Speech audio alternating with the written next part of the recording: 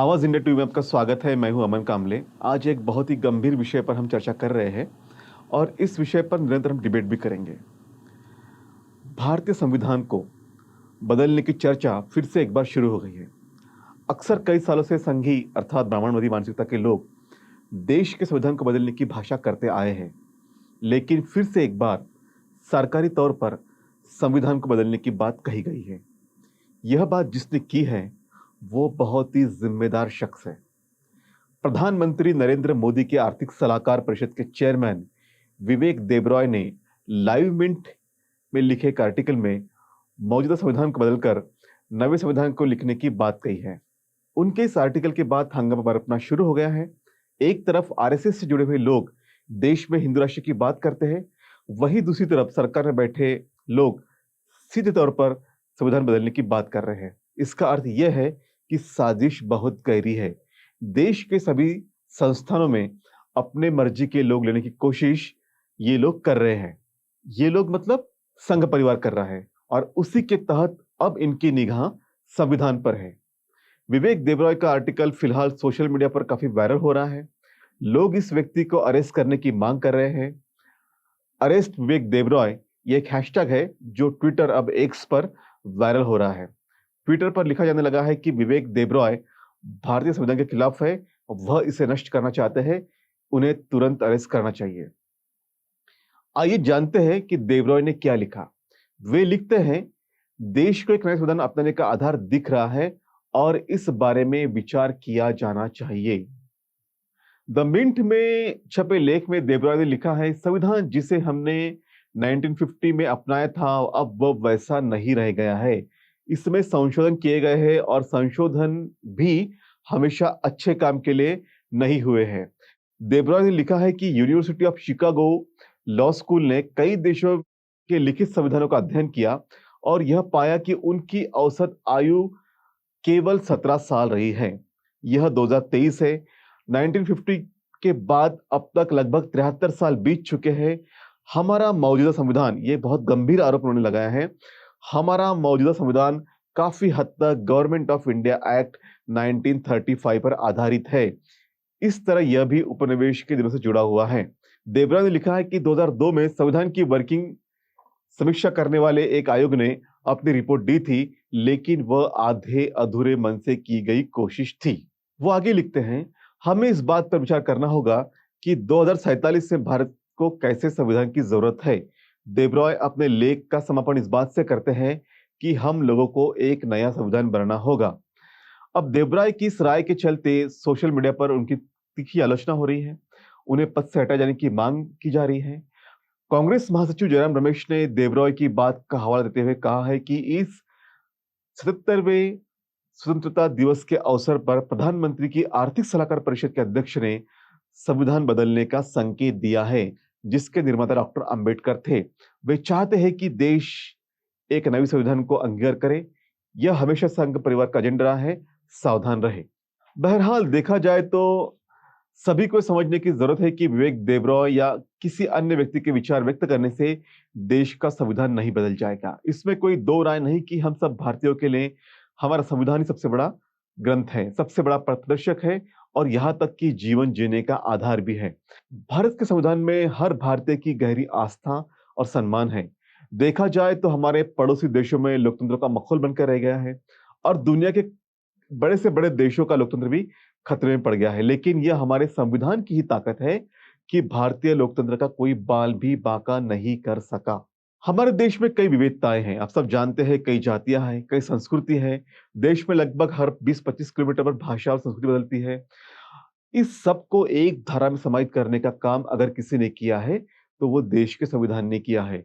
देश के संविधान के पहले देश नाम की या भारत नाम की कोई कंसेप्ट नहीं थी। उस समय देश कई रियायतों में बटा हुआ था, लेकिन वो सब डॉक्टर अंबेडकर ने इस देश को एक संघ लाने की कोशिश की और देश के लगभग 6400 से भी अधिक जातियों को अनुसूचित जाति, जनजाति और ओबीसी इन 3 श्रेणियों में विभाजित कर दिया और सबको न्याय, सम्मान और अधिकार दिए। इस देश में सबसे बड़ी अगर चोट संविधान ने किस पर की है तो इस देश की जाति व्यवस्था, ऊंच नीच और भेदभाव, इस पर सबसे बड़ी चोट हमारे देश के संविधान ने की है। सभी को समान अधिकार दिए, समान दर्जा दिया, देश को नई ऊंचाई प्रदान की। हमारे संविधान ने न्याय, समानता, अभिव्यक्ति, विचारों की आजादी, सबको one man one value one vote के अधिकार दिए। हमारे देश के संविधान से ही देश आगे बढ़ता है। इसलिए मनुवादी मानसिकता के लोग इस संविधान से नफरत करते हैं। वो जानते हैं कि इस देश में जो एक समाज था, जो सदियों से दबा कुचला था, जो सदियों से जिसे दबाया गया, आज वो समाज एक नई शक्ल में हमारे देश के सामने आया है। हमारे देश के निर्माण में उसने अपना अहम योगदान दिया है और वो नहीं चाहते कि इस देश के लोग आगे बढ़े, इस देश के दबे कुचले लोग, एससी, एसटी, ओबीसी, माइनॉरिटी के लोग आगे बढ़े और वो कुछ चुनिंदा लोगों के लिए एक नया संविधान लाना चाहते हैं। आप सब जानते हैं कि संविधान बदलने की बात आज की नहीं है, सदियों से बात हो रही है। उस वक़्त भी जब देश में नया संविधान लागू हुआ था, तब भी आरएसएस ने इस संविधान का विरोध किया था। इन्होंने डॉक्टर अंबेडकर को आधुनिक मनु भी कहा था। अगर हम कुछ समय पहले की बात करें तो जो संघीय प्राइम मिनिस्टर थे अटल बिहारी वाजपेयी, उनके समय से भी देश के संविधान बदलने की कोशिश हो रही थी।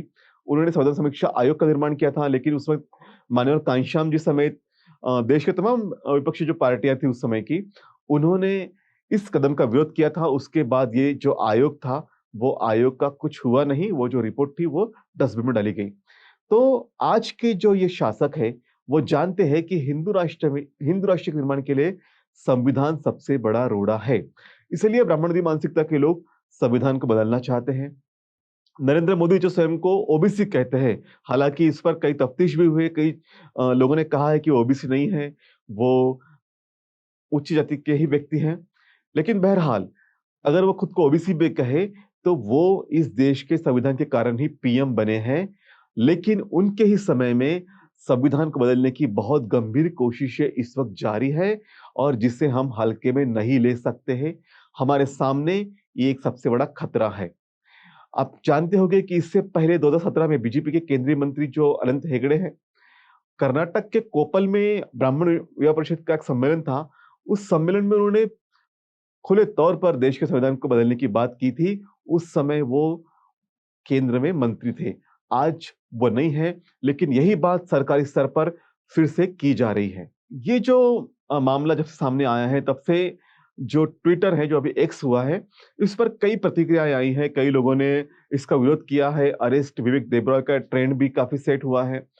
तो इस संदर्भ में वरिष्ठ पत्रकार दिलीप मंडल, जिन्होंने ही शुरुआत की थी, वो लिखा है कि भेड़िया आपके घर के पास आ गया है।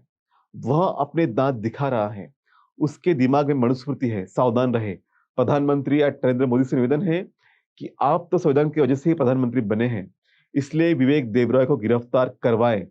संविधान के विरोधी होने का मतलब है राष्ट्रद्रोही होना। हैशटैग अरेस्ट विवेक देबरॉय। वरिष्ठ पत्रकार अभिसार शर्मा लिखते हैं, अगर सत्ता का कोई समर्थक संविधान बदलने की बात करता है, तो वो चिंताजनक तो है ही। आपको उसे सरकार के अन्य कदमों से देखकर जोड़ना होगा। चाहे वो मोदी सरकार का digital personal data protection bill हो, जिसमें आरटीआई एक्ट को कमजोर करने की साजिश है, या पत्रकारों को अपने सोर्स सरकार को बताने का जिक्र है। अभिषेक शर्मा जी आगे लिखते हैं कि या फिर भारतीय न्याय संहिता का सेक्शन 1951, जिसमें सरकार अपनी मनमानी से किसी भी पत्रकार पर दबिश डाल सकती है। 24 साल में ये सोच खतरनाक है और आम इंसान के अधिकारों के लिए घातक। ट्राइबल आर्मी लिखते हैं, प्रधानमंत्री या नरेंद्र मोदी के आर्थिक सलाहकार परिषद के चेयरमैन विवेक देबरॉय भारतीय संविधान को बदलने के विचार प्रकट कर रहे हैं। इस व्यक्ति को गिरफ्तार करके जेल में डालना चाहिए। हैशटैग अरेस्ट विवेक देबरॉय। अमित कुमार मंडल लिखते हैं कि इससे देश में अफरा तफरी मच सकती है, देश में कानून व्यवस्था के संकट पैदा हो सकते हैं, देश मुश्किल में पड़ सकता है। इसलिए माननीय अमित शाह ऑफिस और माननीय नरेंद्र मोदी जी से निवेदन है कि इस देश विरोधी मानसिकता रखने वाले हरामखोर को सभी पदों से हटाकर इसे जेल भेजा जाना चाहिए। तो काफी जो रिएक्शन है, काफी एग्रेसिव रिएक्शन है। वरिष्ठ पत्रकार प्रशांत टंडन लिखते हैं कि मोदी विवेक देबरॉय का इस्तीफा नहीं लेंगे। भारत का संविधान देश की आत्मा है, इसे आज आएगी तो सब खड़े हो जाएंगे। प्रधानमंत्री मोदी अब तक संविधान की भावना और संस्थाओं को नष्ट करने में लगे थे, पर अब सीधे संविधान पर हमला बोला है। प्रधानमंत्री के आर्थिक सलाहकार विवेक देबरॉय नए संविधान की वकालत क्या सिर्फ अपनी मर्जी से कर रहे हैं? क्या मोदी कहेंगे कि देबरॉय से वे असहमत है? अब बहरहाल कई लोगों के ऐसे रिएक्शंस हैं जिसे सभी को हम नहीं पढ़ सकते, लेकिन इस पर हम बहस जरूर करेंगे, आपको आगाह हमेशा करते रहेंगे। बाबा साहब डॉक्टर अंबेडकर ने संविधान सभा में दिए गए अपने भाषण में कहा था कि भारत का संविधान चाहे कितना भी अच्छा क्यों ना हो, अगर इससे अमल में लाने वाले लोग खराब निकले, तो संविधान निश्चित रूप से अच्छा साबित नहीं होगा।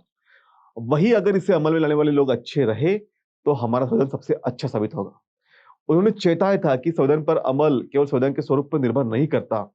संविधान केवल विधायिका, कार्यपालिका और न्यायपालिका जैसे राज्यों के अंगों का प्रावधान कर सकता है। उन अंगों का संचालन लोगों पर तथा उनके द्वारा अपनी आकांक्षाओं तथा अपनी राजनीति की पूर्ति के लिए बनाए जाने वाले राजनीतिक दलों पर निर्भर करता है। उन्होंने आगे ये कहा था कि सारे देशवासी देश को अपने जाति, धर्म, पंथ से ऊपर रखे, ना कि जाति, धर्म, पंथ को देश से ऊपर। लेकिन ऐसा होने को लेकर वे आश्वस्त नहीं थे, इसलिए अपने आप को ये कहने से रोक नहीं पाए थे। यदि राजनीतिक दल अपने जाति या धर्म या पंथ को देश से ऊपर रखेंगे, तो हमारी स्वतंत्रता फिर से एक बार खतरे में पड़ जाएगी और संभवतया हमेशा के लिए खत्म हो जाए। हम सभी को इस संभाव्य घटना का दृढ़ निश्चय के साथ प्रतिकार करना चाहिए। हमें अपने आजादी की खून के आखिरी कतरे के साथ रक्षा का संकल्प करना चाहिए।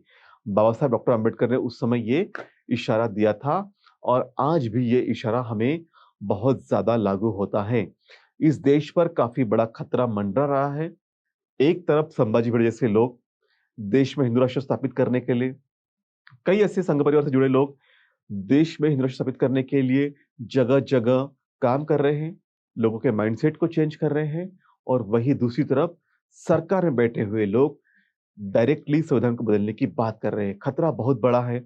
प्राइम मिनिस्टर मोदी या संघ परिवार चाहता है कि देश के जो भी संस्थान हैं, वो सब उनके मर्जी से अपॉइंट किया जाए। वो नहीं चाहते कि इसमें सुप्रीम कोर्ट का हस्तक्षेप हो।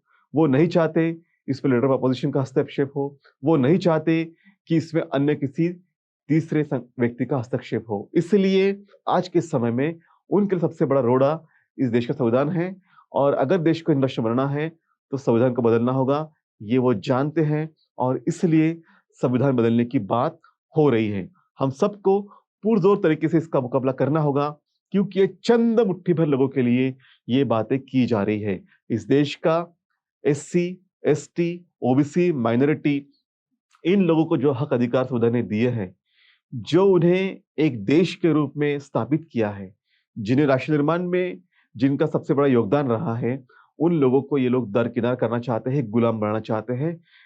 हमने देखा कि जब मनुस्मृति थी, तब देश कई खंड-खंड में विभाजित हुआ था, कई रियासतें थी, देश एक संघ नहीं था। इस देश को एक संघ लाने का काम देश के संविधान ने किया है और ये लोग नहीं चाहते कि देश फिर से एक संघ बने। ये लोग जो है काफ़ी विकृत मानसिकता के लोग हैं। इनकी मानसिकता हमेशा से मनुवादी की मानसिकता रही है। इनकी मानसिकता हमेशा से विभाजन की मानसिकता रही है, गुलामी की मानसिकता रही है और ये लोग देश के लोगों को गुलाम बना के रखना चाहते हैं। इसलिए देश के लोगों को उठना होगा और ये जो चंद मुट्ठी भर लोग ब्राह्मणवादी मानसिकता के लोग हैं, इनके खिलाफ अपनी आवाज़ बुलंद करनी होगी। धन्यवाद।